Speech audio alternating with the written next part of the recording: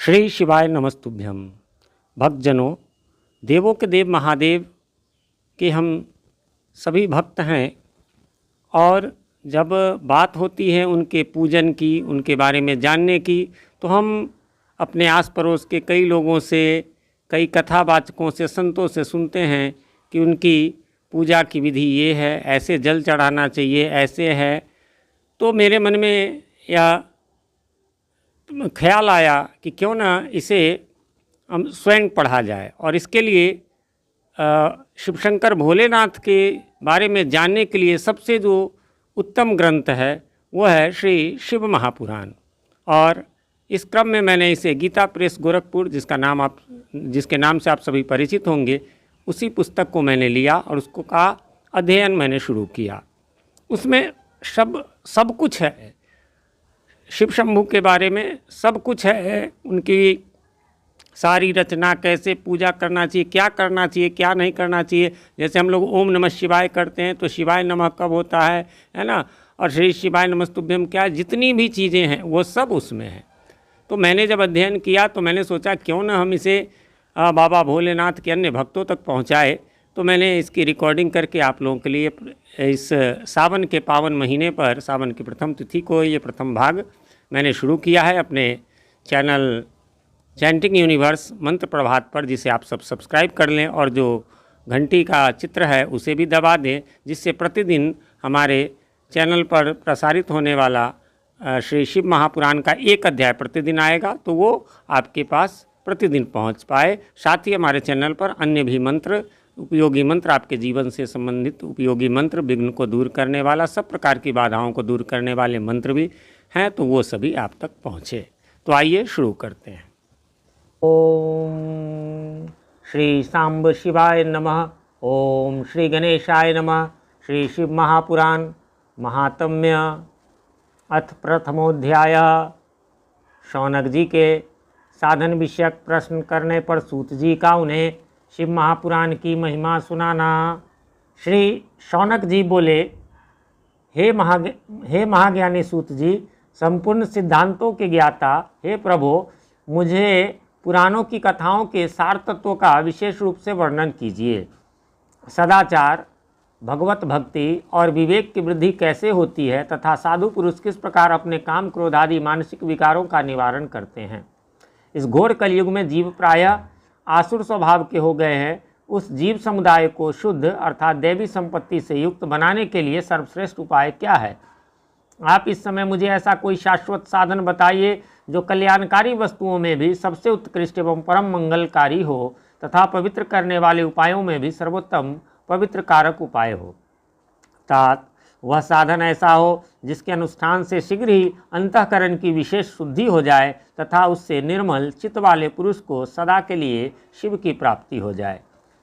सूत जी बोले, मुनिश्रेष्ठ शौनक, आप धन्य हैं। आपके हृदय में पुराण कथा सुनने के लिए विशेष प्रेम एवं लालसा है, इसलिए मैं शुद्ध बुद्धि से विचार कर परम उत्तम शास्त्र का वर्णन करता हूँ। वत्स, संपूर्ण शास्त्रों के सिद्धांत से संपन्न, भक्ति आदि को बढ़ाने वाले, भगवान शिव को संतुष्ट करने वाले तथा कानों के लिए रसायन स्वरूप दिव्य पुराण का श्रवण कीजिए। यह उत्तम शिव पुराण काल रूपी सर्प से प्राप्त होने वाले महान त्रास का विनाश करने वाला है। हे मुने, पूर्व काल में शिवजी ने इसे कहा था। गुरुदेव व्यास जी ने सनत कुमार मुनि का उपदेश पाकर कलयुग के प्राणियों के कल्याण के लिए बड़े आदर से संक्षेप में इस पुराण का प्रतिपादन किया है। हे मुने, विशेष रूप से कलयुग के प्राणियों की चित्त शुद्धि के लिए इस शिव पुराण के अतिरिक्त कोई अन्य साधन नहीं है। हे मुने, जिस बुद्धिमान मनुष्य के पूर्व जन्म के बड़े पुण्य होते हैं, उसी महाभाग्यशाली व्यक्ति की इस पुराण में प्रीति होती है। यह शिव पुराण परम उत्तम शास्त्र है। इसे इस भूतल पर भगवान शिव का वांगमय स्वरूप समझना चाहिए और सब प्रकार से इसका सेवन करना चाहिए। इसके पठन और श्रवण से शिव भक्ति पाकर श्रेष्ठतम स्थिति में पहुंचा हुआ मनुष्य शीघ्र ही शिव पद को प्राप्त कर लेता है। इसलिए संपूर्ण यत्न करके मनुष्यों ने इस पुराण के अध्ययन को अभिष्ट साधन माना है और इसका प्रेम पूर्वक श्रवण भी संपूर्ण वांछित फलों को देने वाला है। भगवान शिव के इस पुराण को सुनने से मनुष्य सब पापों से मुक्त हो जाता है तथा बड़े बड़े उत्कृष्ट भोगों का उपभोग करके अंत में शिवलोक को प्राप्त कर लेता है। राजसूय यज्ञ और सैकड़ों अग्निष्टोम यज्ञों से जो पुण्य प्राप्त होता है वह भगवान शिव की कथा के सुनने मात्र से प्राप्त हो जाता है। हे मुने, जो लोग इस श्रेष्ठ शास्त्र शिव पुराण का श्रवण करते हैं उन्हें मनुष्य नहीं समझना चाहिए, वे रुद्र स्वरूप ही हैं, इसमें संदेह नहीं है। इस पुराण का श्रवण और कीर्तन करने वालों के चरण कमल की धूलि को मुनिगण तीर्थ ही समझते हैं। जो प्राणी परम पद को प्राप्त करना चाहते हैं उन्हें सदा भक्तिपूर्वक इस निर्मल शिव पुराण का श्रवण करना चाहिए। हे मुनि श्रेष्ठ, यदि मनुष्य सदा इसे सुनने में समर्थ न हो तो उसे प्रतिदिन स्थिर चित्त से एक मुहूर्त भी इसको सुनना चाहिए। हे मुने, यदि मनुष्य प्रतिदिन सुनने में अशक्त हो तो उसे किसी पवित्र महीने में इस शिव पुराण का श्रवण करना चाहिए। जो लोग एक मुहूर्त, उसका आधा, उसका भी आधा अथवा क्षण मात्र भी इस पुराण का श्रवण करते हैं उनकी दुर्गति नहीं होती है। हे मुनीश्वर, जो पुरुष इस शिव पुराण की कथा को सुनता है वह सुनने वाला पुरुष कर्म रूपी महावन को जलाकर संसार के पार हो जाता है। हे मुने, सभी दानों और सभी यज्ञों से जो पुण्य मिलता है वह फल भगवान शिव के इस पुराण को सुनने से निश्चल हो जाता है। हे मुने, विशेषकर इस कली काल में तो शिव पुराण के श्रवण के अतिरिक्त मनुष्यों के लिए मुक्तिदायक कोई अन्य श्रेष्ठ साधन नहीं है। शिव पुराण का श्रवण और भगवान शंकर के नाम का संकीर्तन दोनों ही मनुष्यों को कल्प वृक्ष के समान सम्यक फल देने वाले हैं, इसमें संदेह नहीं है। कलयुग में धर्माचरण से शून्य चित्त वाले दुर्बुद्धि मनुष्यों के उद्धार के लिए भगवान शिव ने अमृत रस स्वरूप शिव पुराण की उद्भावना की है। अमृत पान करने से तो केवल अमृत पान करने वाला ही मनुष्य अजर अमर होता है, किंतु भगवान शिव का यह कथा अमृत संपूर्ण कुल को ही अजर अमर कर देता है। इस शिव पुराण की परम पवित्र कथा का विशेष रूप से सदा ही सेवन करना चाहिए, करना ही चाहिए, करना ही चाहिए। इस शिव पुराण की कथा के श्रवण का क्या फल कहूँ। इसके श्रवण मात्र से भगवान सदाशिव उस प्राणी के हृदय में विराजमान हो जाते हैं। यह शिव पुराण नामक ग्रंथ 24,000 श्लोकों से युक्त है। इसमें 7 संहिताएं हैं। मनुष्य को चाहिए कि वह भक्ति, ज्ञान और वैराग्य से भली भांति संपन्न हो, बड़े आदर से इसका श्रवण करे। पहली विद्येश्वर संहिता, दूसरी रुद्र संहिता, तीसरी शतरुद्र संहिता, चौथी कोटि रुद्र संहिता और 5वीं उमा संहिता कही गई है। 6ठी कैलाश संहिता और 7वीं वायवीय संहिता। इस प्रकार इसमें 7 संहिताएं हैं।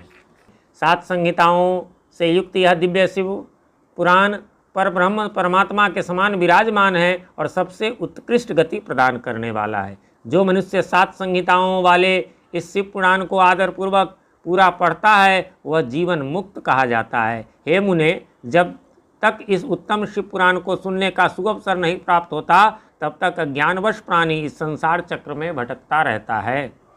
हे मुने, भ्रमित कर देने वाले अनेक शास्त्रों और पुराणों के श्रवण से क्या लाभ है, जबकि एक शिव पुराण ही मुक्ति प्रदान करने के लिए गर्जन कर रहा है। जिस घर में शिव पुराण की कथा होती है वह घर तीर्थ स्वरूप ही है और उसमें निवास करने वालों के पाप यह नष्ट कर देता है।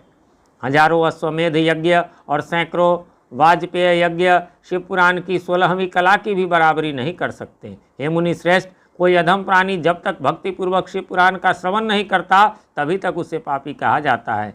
गंगा आदि पवित्र नदियाँ, मुक्तिदायिनी सप्तपुरियाँ तथा गयादि तीर्थ इस शिव पुराण की समता भी कभी नहीं कर सकते। जिसे परम गति की कामना हो उसे नित्य शिव पुराण के एक श्लोक अथवा आधे श्लोक का ही स्वयं भक्तिपूर्वक पाठ करना चाहिए। जो निरंतर अर्थानुसंधान पूर्वक इस शिव पुराण को बाँचता है अथवा नित्य प्रेम पूर्वक इसका पाठ मात्र करता है वह पुण्यात्मा है, इसमें संशय नहीं है। जो उत्तम बुद्धि वाला पुरुष अंतकाल में भक्तिपूर्वक इस पुराण को सुनता है उस पर अत्यंत प्रसन्न हुए भगवान महेश्वर उसे अपना पद अर्थात धाम प्रदान करते हैं। जो प्रतिदिन आदरपूर्वक इस शिव पुराण का पूजन करता है वह संसार में संपूर्ण भोगों को भोग कर अंत में भगवान शिव के पद को प्राप्त कर लेता है। जो प्रतिदिन आलस्य रहित हो, रेशमी वस्त्र आदि के वेष्टन से शिव पुराण का सत्कार करता है वह सदा सुखी होता है। यह शिव पुराण निर्मल और शैवों का सर्वस्व है। इहलोक और परलोक में सुख चाहने वाले को आदर के साथ प्रयत्नपूर्वक इसका सेवन करना चाहिए। यह निर्मल एवं उत्तम शिव पुराण धर्म, अर्थ, काम और मोक्ष रूप चारों पुरुषार्थों को देने वाला है। अतः सदा प्रेम पूर्वक इसका श्रवण एवं विशेष रूप से पाठ करना चाहिए। वेद, इतिहास तथा अन्य शास्त्रों में यह शिव पुराण विशेष कल्याणकारी है, ऐसा मुमुक्षु जनों को समझना चाहिए। यह शिव पुराण आत्म तत्वज्ञों के लिए सदा सेवनीय हैं, सत्पुरुषों के लिए पूजनीय हैं, तीनों प्रकार के तापों का शमन करने वाला है, सुख प्रदान करने वाला है तथा ब्रह्मा, विष्णु, महेश आदि देवताओं को प्राणों के समान प्रिय है। ऐसे शिव पुराण को मैं प्रसन्न चित्त से सदा वंदन करता हूँ। भगवान शंकर मुझ पर प्रसन्न हो और अपने चरण कमलों की भक्ति मुझे प्रदान करें। इस प्रकार श्री स्कंद महापुराण के अंतर्गत शिव पुराण महात्म्य में उसकी महिमा वर्णन नामक पहला अध्याय पूर्ण हुआ।